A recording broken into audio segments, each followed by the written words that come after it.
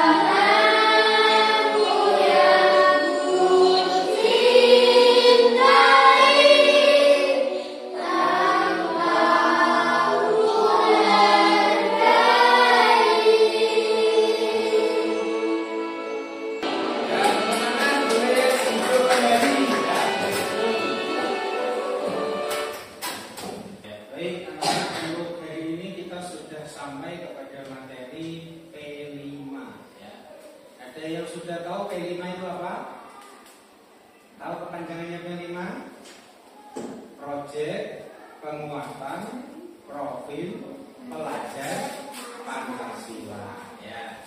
Untuk proyek yang akan kita laksanakan di SD Negeri Karangduren 4 yaitu berjudul Gaya Hidup Berkelanjutan Membuat Ekonomi. Nah, pada hari ini akan Pak Soleh sampaikan tentang bagaimana ya proses nanti pembuatannya. Nah, di sini akan Pak Soleh jelaskan apa yang dimaksud dengan ekobrik. Nah, bisa kalian lihat di papan tulis ini ya. ada pertanyaan, apa itu ekobrik? Ya. Yang pertama, ekobrik itu nanti kita buat dari botol plastik. Ya. Seperti yang sudah pernah kalian lihat sebelumnya di video, ya. Ekobrik itu nanti kita buat dengan sampah-sampah plastik yang kita potong-potong, kemudian kita masukkan ke dalam botol. Ya. Nah, ketika dimasukkan ke dalam botol, kita padatkan. Ya. Nah, kemudian setelah dipadatkan, nanti kita bisa gunakan botol itu untuk berbagai bentuk. Nah, dari sini bisa kita simpulkan bahwa ekobrik itu pada intinya adalah kita membuat sesuatu dari sampah. Sampah apa? Sampah plastik yang nanti dipadatkan di dalam botol. Ya. Nah, kemudian, manfaatnya tadi sudah kita ketahui tentang ekobrik itu gambarannya seperti apa. Untuk selanjutnya manfaat pembuatan ekobrik. Ya. Nah, manfaat pembuatan ekobrik yang pertama adalah mengurangi sampah yang ada di lingkungan.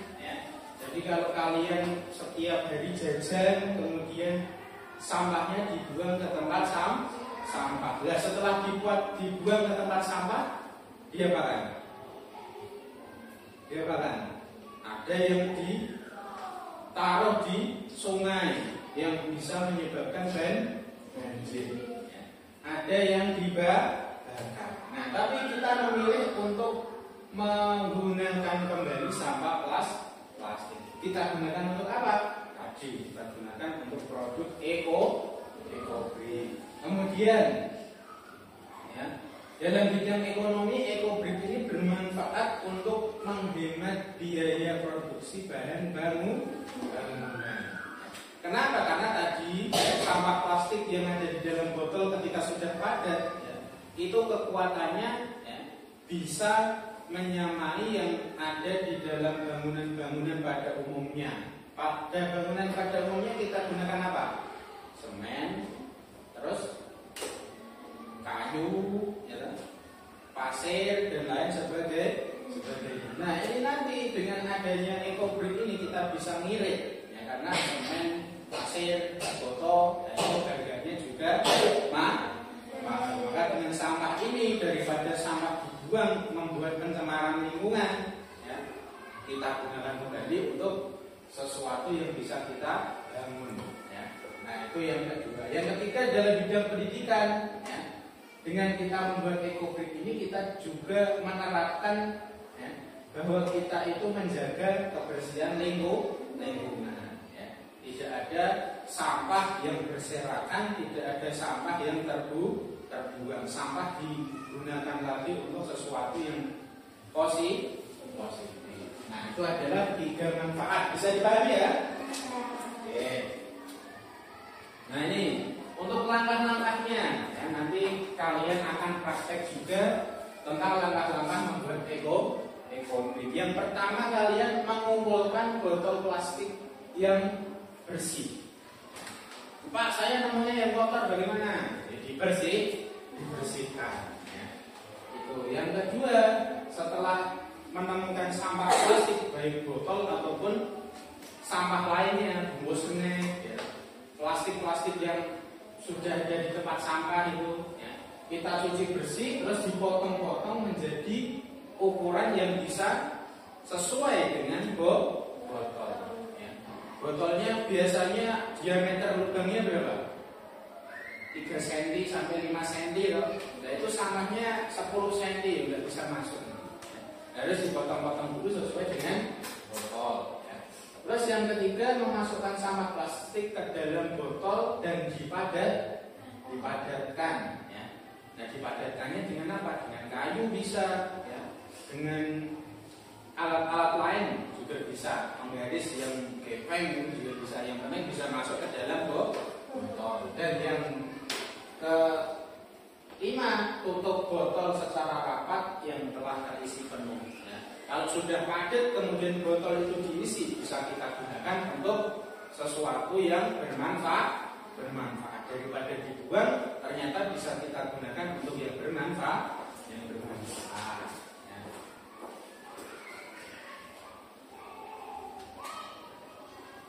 Oke, ini bahan-bahan yang dibutuhkan. Yang pertama botol plastik, ya, berbagai ukuran. Dan untuk ini nanti kita gunakan yang 600 ml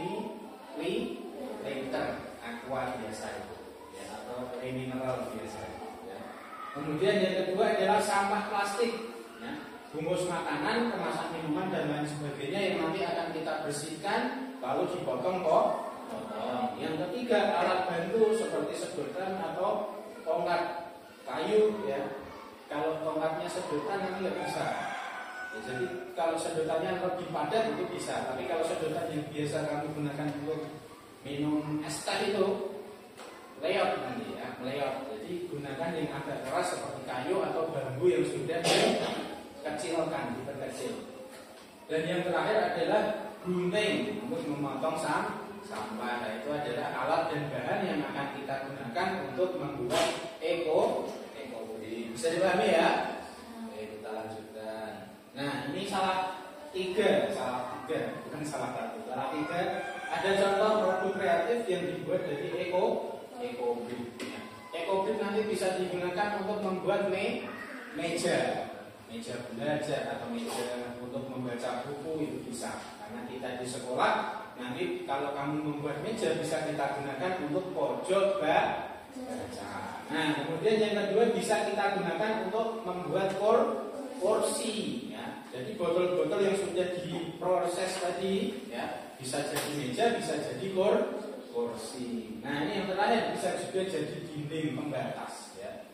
Dinding pembatas biasanya kalau di sekolah ya nanti kita gunakan ketika kemah atau pramuka, bisa kita gunakan biar tidak bisa terlihat oleh regu lain, maka bisa keliling tenda kita dirikan ekobrik dari botol plastik. Nah, itu tiga contohnya ya. Nanti jadi kalian bisa membuat meja, bisa membuat kursi, ya, bisa membuat di dinding. Nanti terserah kalian mau memilih yang mana bersama kelompok.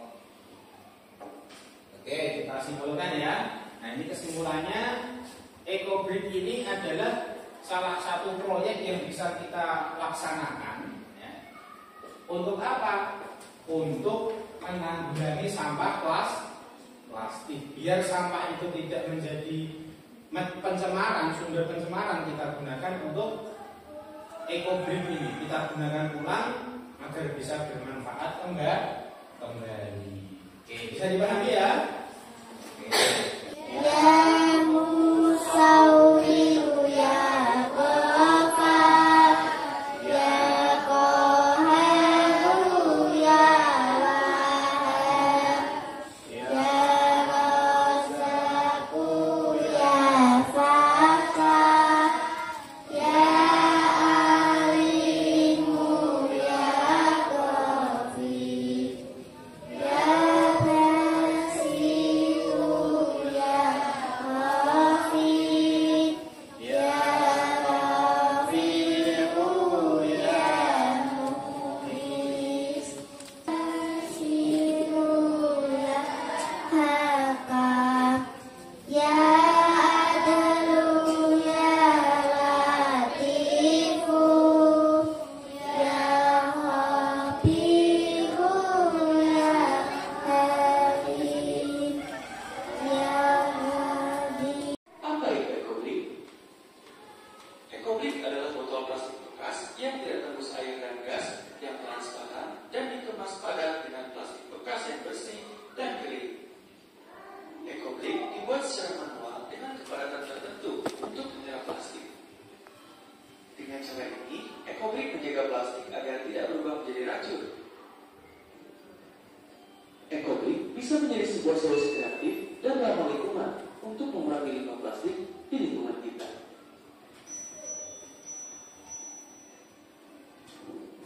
Ekobrik dapat digunakan untuk berbagai macam pemanfaatan. Misalnya, untuk jangka pendek atau indoor seperti miniatur, atau jangka panjang bangunan luar. Beginilah cara membuat ekobrik. Pertama, simpan, pisahkan, bersihkan bila terdapat kotoran pada plastik, lalu keringkan. Kedua,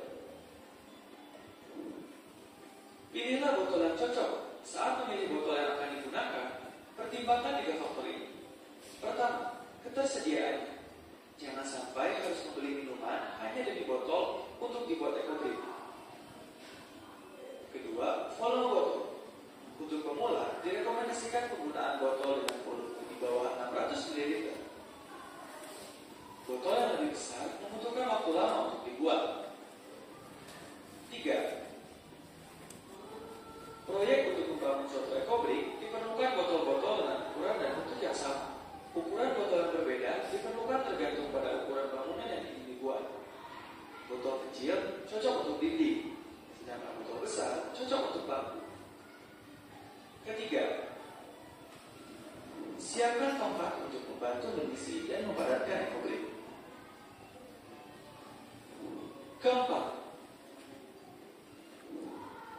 jangan masukkan kaca, logam, atau benda-benda yang dapat terurai alami. Kelima, mulailah dengan warai dasar botol. Dapat diisi menggunakan kaset berwarna atau plastik yang lunak. Ketika eco-drink dimanfaatkan dalam kerajinan atau bangunan tanah, warna di dasar botol akan membantu membentuk pola dan desain.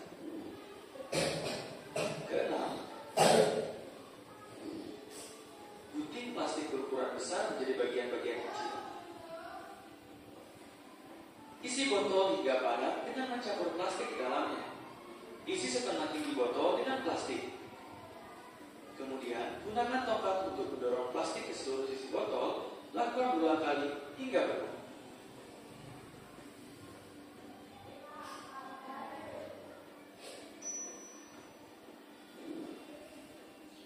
Ketujuh, kalian wajib menimbang setiap botol yang sudah diisi dengan sampah plastik agar menjadi bata yang nantinya disusun secara rapi. Untuk berat minimalnya ada rumus sebagai berikut. Atau mudahnya, untuk botol berukuran 600 ml harus seberat 200 gram. Dan untuk botol berat 1500 ml harus memiliki berat 500 gram. Sisihkan sampah jika jumlahnya terlalu banyak. Dan jika jumlahnya kurang, maka tambahkan di sini. Kedelapan, setelah eco-drink terisi sepadan mungkin, sekarang hanya perlu menutupnya. Ingat, harus ada jarak sekitar 1-2 cm antara tutup botol dengan plastik di dalamnya. Kesembilan, tuliskan keterangan pada botol yang berisikan nama, tanggal dibuat eco-drink, dan nomor seri yang bisa kalian dapatkan dengan mendaftarkan di www.godrink.com. Kesepuluh, simpan eco-drink di dalam ruang dan jauh dari sinar matahari. Bagaimana? Mudah bukan? Dengan membuat eco-drink, kita bisa membantu mengurangi limbah plastik dan menjaga kebersihan lingkungan kita. Yuk, coba buat eco-drink sendiri dan lihat betapa mudahnya kita dapat berbuat baik untuk lingkungan.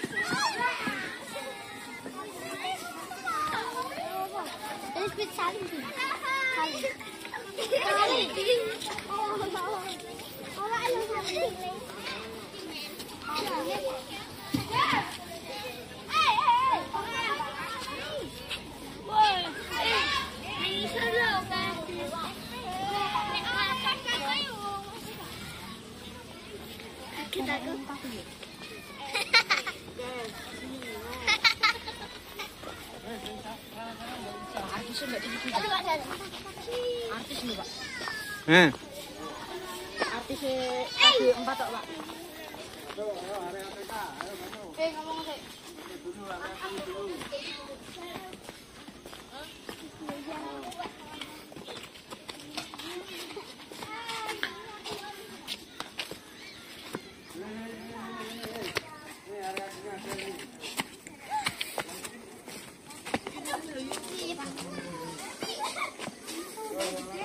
Belum sabar.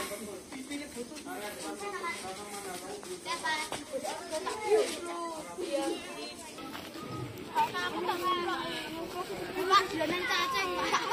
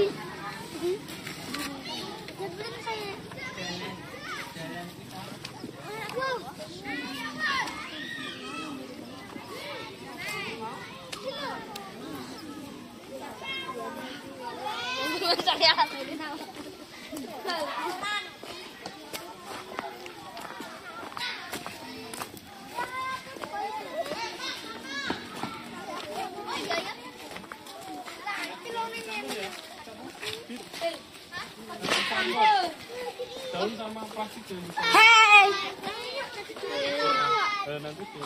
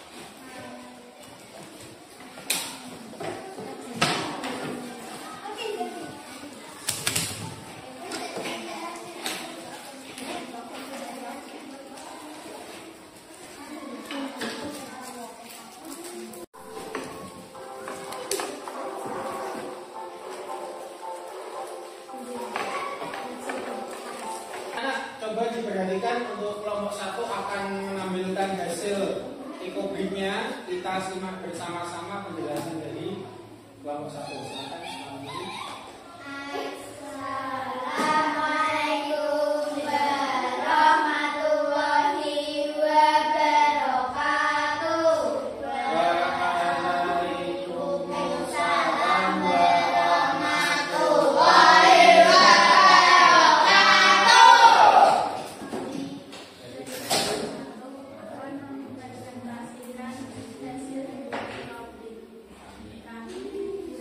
Oke, silakan untuk ekobrik kelompok 1. Ini namanya apa? Produknya. Hah? Oke, rak sepatu. Ini coba dilihat, diperhatikan ini adalah rak sepatu. Oke, rak sepatu fungsinya untuk menaruh sepatu atau sandal ya. Nah, ini coba dilihat semuanya, dilihat. Di sini teman-teman kalian telah membuat sebuah produk berupa rak sepatu yang tadinya sampah plastik ini ya dibuang saja, ternyata bisa digunakan untuk menjadi rak sepatu. Oke, bisa ditutup. Terima kasih. Assalamualaikum warahmatullahi wabarakatuh. Waalaikumsalam. Kita beri tepuk tangan. Kelompok 2 silakan maju ke depan.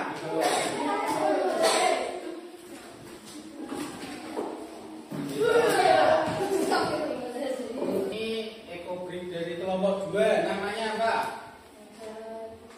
Meja bundar ya, anak bundar. Oke, meja bundar dari kelompok 2 ini fungsinya untuk apa? Nah, dan lain-lain. Oke, ini berarti meja ya, bukan kursi ini, meja. Oke, meja bisa digunakan untuk membaca, bisa digunakan untuk sandaran, ya, menaruh buku dan lain sebagainya. Begitu. Balik ke tempat duduk, kita beri tepuk tangan. Terus silakan kelompok 3 bisa maju ke depan. Ini nama produknya apa? Produk ekobrik ini kamu namakan apa ini? Meja. Meja saja atau ada nama lainnya? Meja apa? Oh ya, meja serbaguna ya, ini secara fisik terlihat kokoh ya, terlihat kokoh, terlihat sangat besar ya. Nah, untuk kegunaannya apa saja ini? Meja serbaguna ini. Oke, bisa membaca, terus makan bisa, terus ya belajar, menulis juga bisa. Ya, karena ini sepertinya alas mejanya ini agak keras ya, jadi untuk nulis juga bisa kuat. Oke, itu juga bagus. Ini ada hiasannya ya, ada hiasannya. Ini hiasannya daun nasi atau mainan? Mainan ya. Nah, kalau mainan nanti tanahnya diganti aja, diganti batu atau apa itu lebih estetik ya. Oke, kembali ke tempat duduk, kita beri tepuk tangan ya. Ini produk paling gede. Baik anak-anak, kita tadi telah melihat hasil produk dari teman-teman kalian semua ya. kelompok 1 tadi dengan produknya apa tadi? Rak sepatu, rak sandal bisa digunakan untuk sandal maupun sepatu ya. Kelompok 2 tadi tentang apa? Meja bundar ya, bisa digunakan untuk menaruh buku, membaca buku ya. Untuk kelompok 3 tadi apa tadi? Ya, meja serbaguna yang bisa digunakan untuk berbagai kegiatan. Baik, dari sini bisa kita simpulkan ya anak-anak bahwa sampah yang harusnya itu dibuang ataupun dibakar ternyata bisa kita gunakan untuk sesuatu yang berguna. Ada rak untuk menaruh sepatu dan juga sandal, dan juga ada meja yang bisa kita gunakan untuk menaruh buku atau yang lain. Oke, dari sini harapannya kalian nanti bisa lebih bijak dalam menggunakan sampah, dalam mengelola sampah ya. Demikian untuk pertemuan hari ini ya. Semoga di pertemuan berikutnya kita bisa membuat produk-produk yang lebih sempurna lagi ya. Berdoa mulai.